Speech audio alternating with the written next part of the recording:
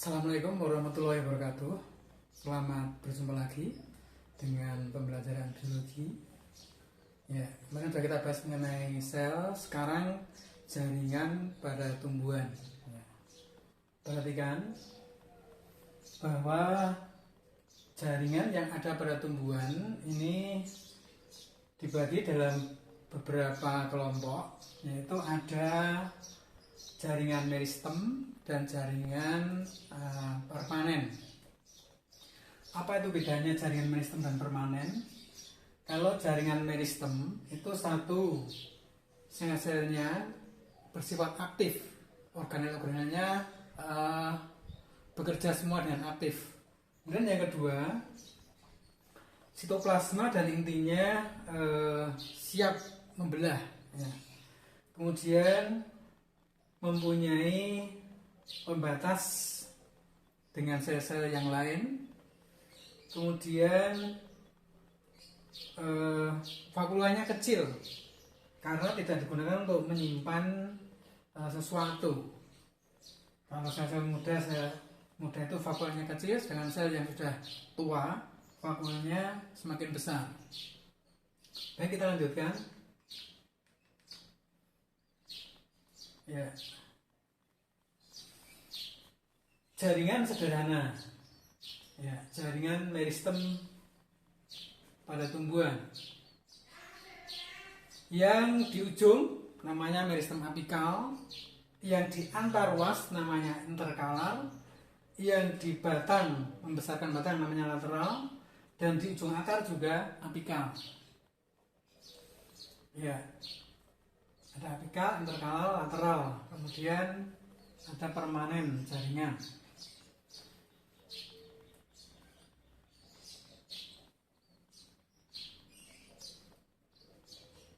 Sedangkan untuk jaringan permanen itu ada yang sederhana, ada yang kompleks.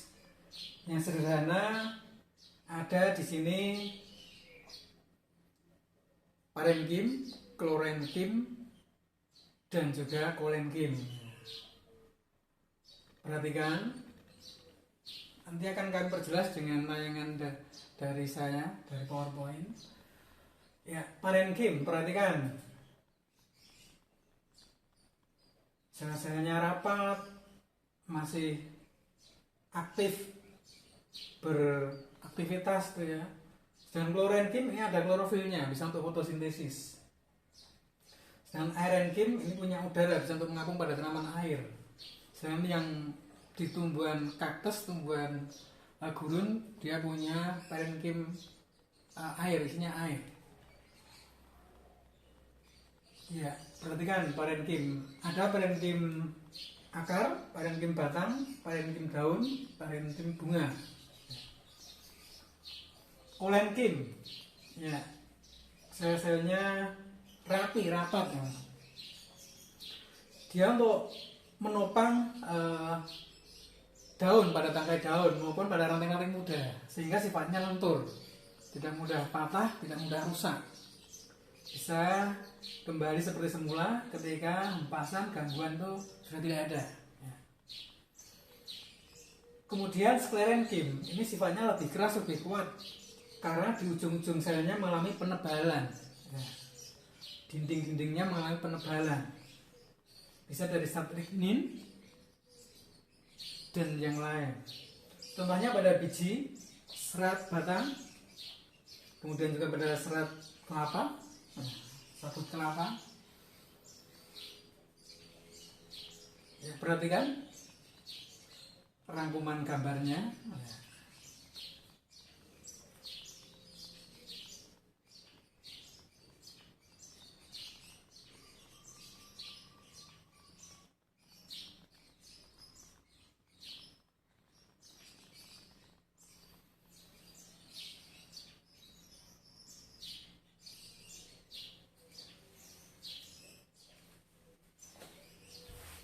Perhatikan diagramnya.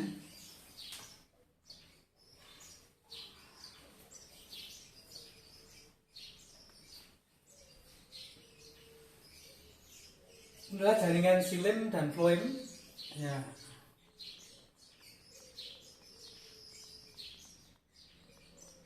Apa itu xilem? Jaringan yang mengangkut air dan mineral dari dalam tanah menuju ke daun. Ada fiber, ada tracheit, ada vessel. Ya, perhatikan. Bisa dilalui molekul air dan mineral yang ada dalam tanah melalui batang menuju ke daun. Ya, yang mensupport kebutuhan makanan tumbuhan. Sedangkan floem ini mengangkut makanan hasil proses fotosintesis. Ya. Ada serabut floem, ada sel pengiring ya, yang berlubang-lubang. Perhatikan, molekul-molekul saat hasil fotosintesis bisa melalui jaringan floem dari daun diedarkan ke batang maupun ke akar.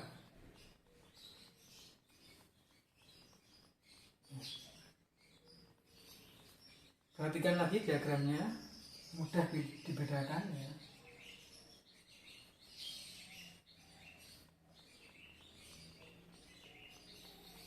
Kemudian ada jaringan khusus ya, pelindung. Ini ada di daun, batang maupun di akar. Ya.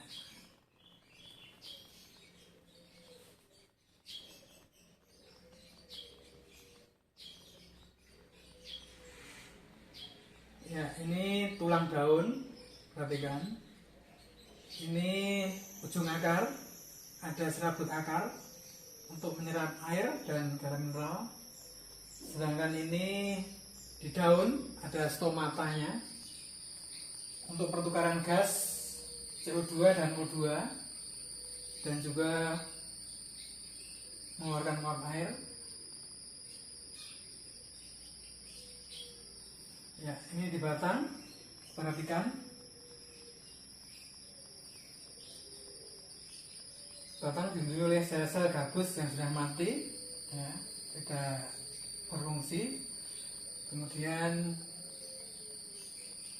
sebagai pelindung batang dari gangguan penguapan maupun, perhatikan di sini jaringan pada tumbuhan ada jaringan meristem, ada jaringan permanen dan ada jaringan pelindung. Promeristem, ada meristem primer yaitu meristem apikal, kemudian meristem sekunder. Ini ada interkalar, anaruas dan lateral di dalam batang atau akar. Kemudian jaringan parenkim, ini jaringan permanen sederhana, yaitu misalnya parenkim, kolenkim dan sklerenkim. Kemudian jaringan permanen kompleks, yaitu xilem dan floem. Kemudian jaringan pelindung ada epidermis dan derivatnya, termasuk bulu akar, trikoma, kemudian stomata, epidermis dan sebagainya.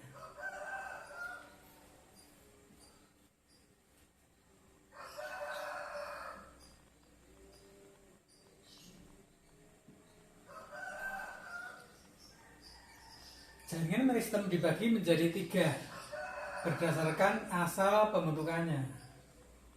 Promeristem ada sejak embrio. Ya. Kemudian meristem primer di ujung akar dan ujung batang. Kemudian meristem sekunder, kambium, terdapat di antara floem dan xilem, menyebabkan pertumbuhan sekunder. Batang dan akar tambah besar, misalnya pada tumbuhan dikotil. Dan juga tanaman gimnosperme.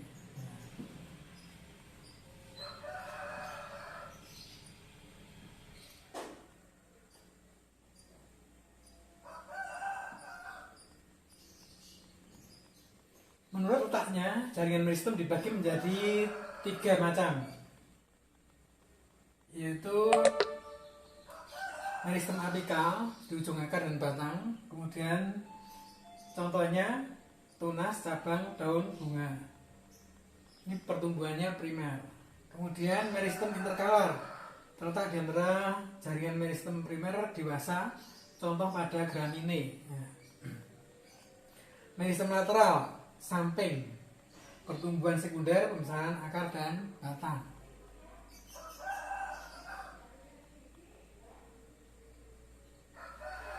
Jaringan parenkim merupakan jaringan dasar, ya, ditemukan hampir di semua organ tanaman. Kemudian ciri-cirinya selnya hidup dan berukuran besar dan tipis. Umumnya berbentuk segi enam.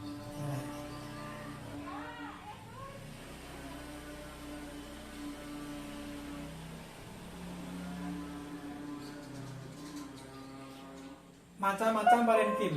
Ada parenkim asimilasi atau kloroplas, klorenkim namanya ya. Kemudian ada parenkim penimbun, vakuola besar. Kemudian ada parenkim air. Ini pada tumbuhan kering atau tumbuhan gurun, tumbuhan xerofit daerah kering. Kemudian ada parenkim pengangkut, floem dan xilem.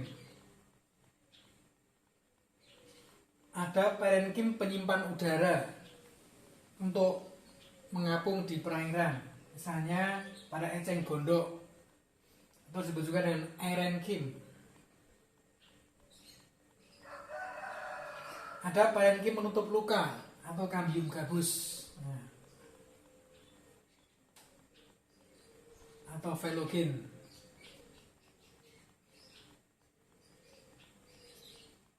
Kemudian jaringan penyokong, jaringan kolenkim mirip parenkim, berdinding tebal dan tidak berlignin. Kemudian jaringan sklerenkim, serabut sklerenkim dan sklerit, dinding selnya tebal dan berlignin. Kemudian serabut sklerenkim ada dua, serabut Schiller penyusun kayu dan serabut ekstrasealer bisa dibuat tali atau tambang, goni, industri tekstil dan sebagainya. Kemudian xilem terdiri atas parenkim xilem, serabut xilem, trakeit dan trake. Sedangkan floem pembuluh tapis terdiri dari parenkim floem, serabut floem, sel bulu tapis